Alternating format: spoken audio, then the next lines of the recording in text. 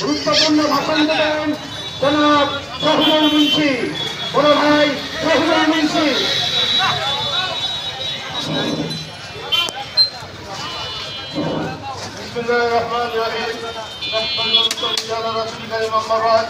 আজকের শহীদি যোদ্ধা মুসলিমের রক্তের টান লেগেছে।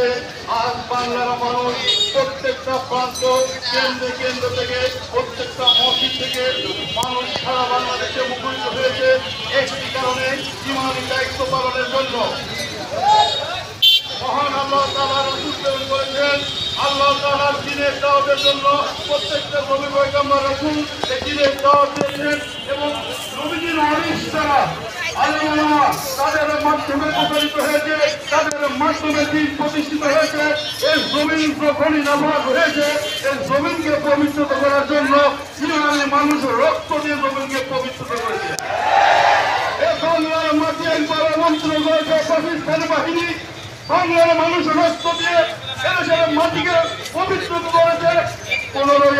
5ই আগস্ট দীর্ঘ 17 বছর এদেশের আলেম ওলামাকে রক্ত দেওয়ার সুযোগ করে দেওয়া হয় নাই, পৌঁছানো দেওয়ার সুযোগ করে দেওয়া হয় নাই।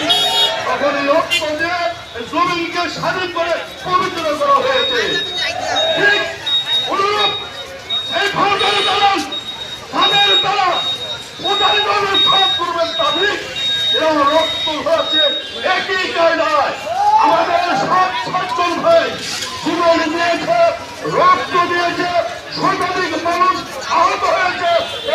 জমিনকে আবার পবিত্র করবো ইনশাল্লাহ। আমরা একটা পদক্ষেপ নিতে পারি। মহান আল্লাহ তাআলা অসীম ক্ষমতার মালিক, আমরা মানুষ সসীম ক্ষমতার মালিক। এই মালিক আমাদের আল্লাহ বানিয়েছে, সাধারণ জ্ঞান দিয়েছে। আপনাকে আমাকে আল্লাহ জ্ঞান দিয়েছেন। পানিতে হাত পা রাখলে পানি হাত ফিরবে, আগুনে হাত পা রাখলে হাত পা পুড়বে। জ্ঞান যেমন দিয়েছে তাবলীগ যেমন তার সাথে করতে হবে, এটা আপনাকে যেতে দিতে হবে। তাহলে আমাদের রক্ত যারা ছড়াবে তাদের পক্ষে থাকবে বিপক্ষে থাকবে, আপনার মনকে জিজ্ঞাসা করুন।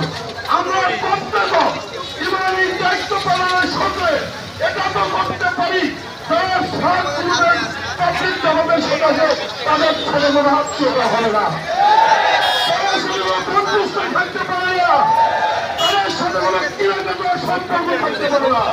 তাদেরকে এক হয়ে করে দিতে হবে। তাদের কোন মসজিদ মাদ্রাসার দায়িত্ব থাকতে দেওয়া হবে না। জমিনের রক্ত দিয়ে পবিত্র করেছেন। জমিনকে রক্ষার জন্য যেগুলো ইচ্ছেকর সমাজ আলেম ওলামা তুমি যাচ্ছে বুকের তারা রক্ত দিতে চায় যাচ্ছে হাত করে।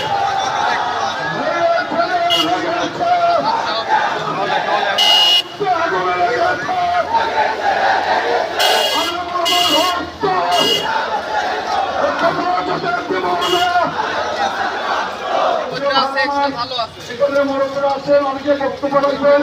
আমি ছোট মানুষ কথা বলতে খবর চাই, আমি সবাইকে সুযোগ করে দিতে চাই। আসসালামু আলাইকুম।